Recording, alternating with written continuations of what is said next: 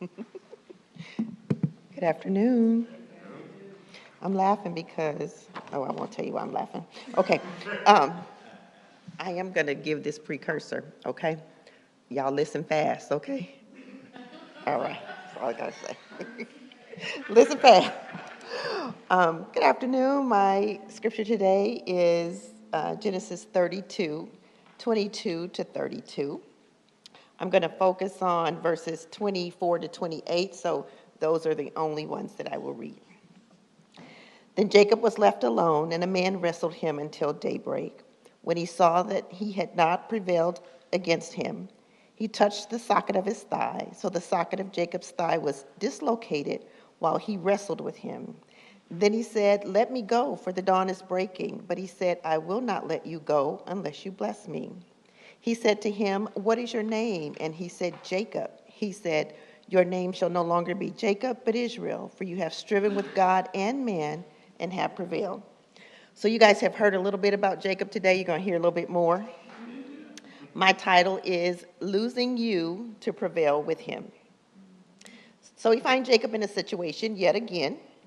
It's important to know that Jacob has had a life full of situations, some self-inflicted because of his character, and others God ordained because of God's character. My big idea is this: embracing an encounter with God, being honest with Him about who you are, while holding fast to Him, will transform your life. I searched for a good story to tell you, but realized that telling you Jacob's story is the best story. We'll start from the beginning and find our way to Genesis 32:24. In the womb, he struggled with his twin brother Esau. He was born holding Esau's heel. He took Esau's birthright for a bowl of red stew. He deceived his father and stole Esau's blessing. Esau wanted to kill him. With his father's blessing and his mother's deception, he was sent to Haran to live with his mother's brother Laban. On this journey to Haran, God visited him in a dream, Chris, and made promises to him and his offspring. In turn, Jacob vowed to serve the Lord. He did kind of give a big long laundry list of what was required. In Haran, he worked for 7 years for the woman that he loved deeply, Rachel, but was deceived by his uncle and was given her sister Leah. A week later, he married Rachel, but had to work another 7 years for Laban. After 14 years, he requested to take his household and return to the land of his fathers. Laban persuaded him to stay because Laban realized that he was being blessed by God because of Jacob, and he agreed to pay Jacob with flock. Jacob devised a plan, and with divine intervention, his flock significantly increased. Laban's sons got a little salty about that, believing Jacob was taken from their father. So Laban's attitude towards Jacob changed. The Lord speaks and tells Jacob to return to his father's land, and he promised to be with him. Jacob and his family secretly left Canaan, but Rachel, the woman he loved deeply, stole her father's idols. And so Laban chased after them, catching them but not harming them, because God had warned him not to do so. Laban searched but did not find the idols, so Laban and Jacob made a covenant not to harm each other, and they parted ways peacefully. Jacob continued on his journey to Canaan, preparing to face his brother Esau. As always, Jacob had devised a plan. He was working the plan, but he was fearful. And with all of his success and offerings to Esau, the reunion did not seem like it was going to go well. So he moved his family and possessions across the river. Then he returned alone to the place that he called God's camp. Genesis 32:24. Jacob was left alone. A man wrestled with him until daybreak. Reading this passage, I had several questions. First question, who is this man? I believe it's fair to say that the man wrestling with Jacob is God, namely because Jacob identified him as such in verse 30 when he said, "I have seen God face to face." That statement prompted my second question. How could Jacob have seen God face to face and live? That's a rabbit hole we can't go down today. Just know it was not the fullness of God's glory. Verse 25, when he saw that he did not prevail against Jacob, he touched the socket of Jacob's thigh and dislocated it while he wrestled him. So you already know what my third question is. If this man is God, and I believe it to be so, how is it that he could not prevail against Jacob? He could have, but instead he touched him. The touch let Jacob know that he wasn't there to kill him, but to have an effect upon him. The wrestling with Jacob was not to do him harm, but good. Jacob was determined and brave and using all of his own strength, but now he's affected. He's humbled, but he continued to hold on. At this point, I paused and considered the bullet points of my own life that brought me to the point of wrestling with God. And I encourage you to do the same. You see, on this Christian journey, we, like Jacob, will encounter God when it's time to walk according to the plan that he has for our lives. And then the wrestling ensues. Like Jacob, many of us begin the encounter with our own strength. The test is, once we're affected by his touch, do we get angry and turn our back on God? Or will we not be distracted by our pain and discomfort and continue to cling to him so that we can move forward in his strength? Verse 26, he said, "Let me go, for the dawn is breaking." Jacob responded, "I will not let go unless you bless me." Jacob's response kind of prompted my third question. Jacob's response answered my third question. God had allowed for Jacob in his weakness to hold on to him. Jacob was no longer wrestling in his own strength, but was being held up by the strength of the one that he was holding on to. It is an invaluable experience to come to the place where, in our weakness, we continue holding on to God.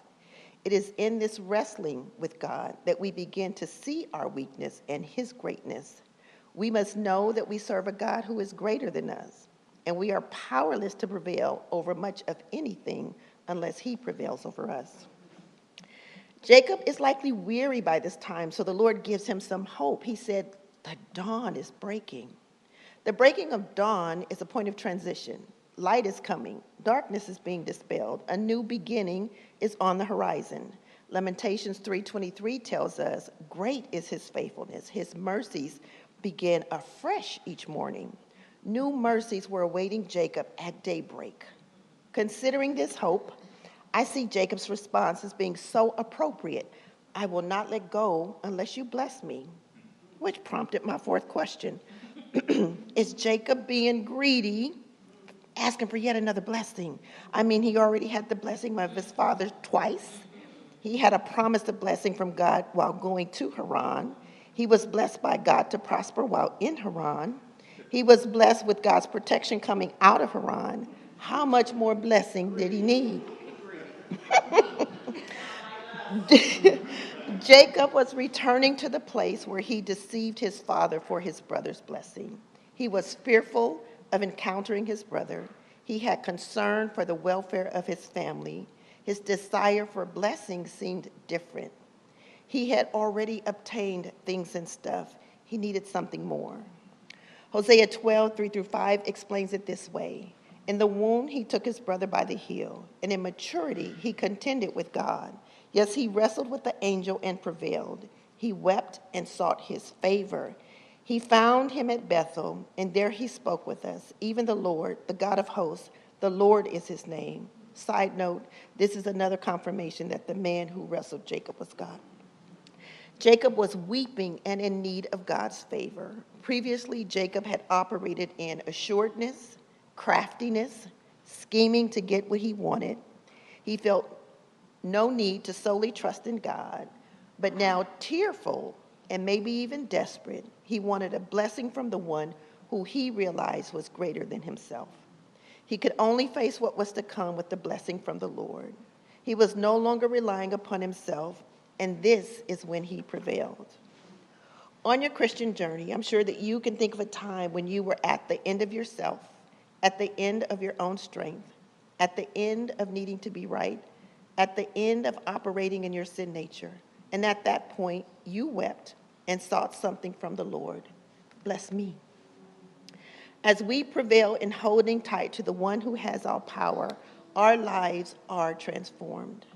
However, before Jacob could receive this blessing, he had to tell the truth about who he was. Verse 27, "What is your name?" Reply, "Jacob." Jacob's character was in his name. Jacob means he takes by the heel, or he supplants. To supplant is to take the place of another, often through cunning and strategic moves. Jacob acknowledged who he was, just as we, in our wrestling with God, must acknowledge who we are to experience true transformation. Otherwise, how do we begin the process of laying aside the old self and putting on the new self, which is the likeness of God? Verse 28, your name shall no longer be Jacob, but Israel, for you have striven with God and men and have prevailed. Jacob prevailed in the sense that he clung to the Lord until the Lord had overwhelmed him. It's the same for us. We only prevail if we stay in the struggle until we lose. Lose what, you say? Your old self. Wrestling with God is a part of the faith journey. It's when we are challenged about who we are versus who God calls us to be. God initiated the wrestling match with Jacob, and just as he does with us. During the wrestling, our hearts and minds are confronted with who he is and who we are.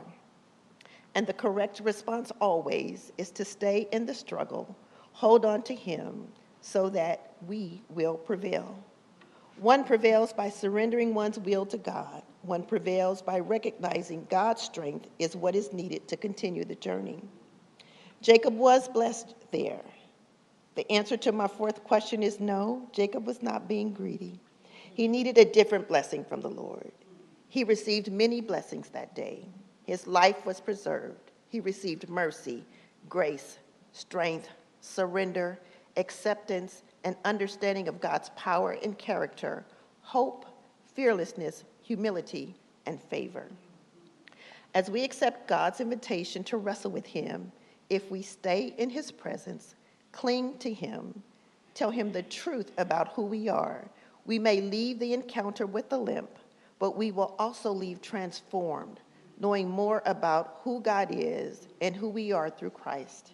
We leave with strength to continue the journey dependent upon him. We leave with gratitude knowing that despite where we've been and what we've done, he has preserved our lives. I will leave you with a quote from Charles Spurgeon. Dear friends, I'm afraid that the lives of many of the Lord's chosen people alternate between Israel and Jacob. Sometimes we are strong in the Lord and in the power of his might, and at other times we cry, who is sufficient for these things? Like princes, we prevail with God and are true Israels, but perhaps before the sun goes down, we limp like Jacob. And though the spirit is willing, the flesh is weak. We are Jacob before we are Israel. We are Jacob when we are Israel. But blessed be God, we are Israels with God when we cease to be Jacobs among men. Amen.